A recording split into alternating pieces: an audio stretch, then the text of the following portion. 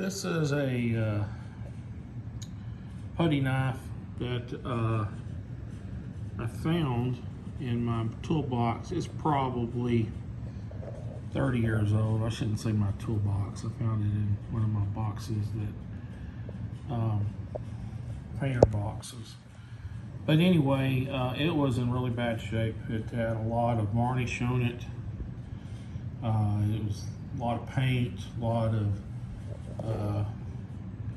you know, just crud from 30 years.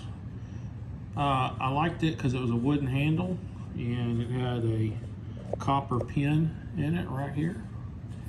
And I took it and cleaned it up. I'm still not 100% on polishing, but I am working on that.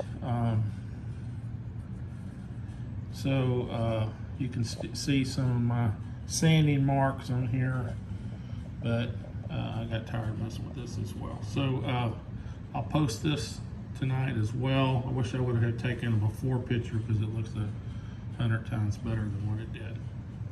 All right, thank you.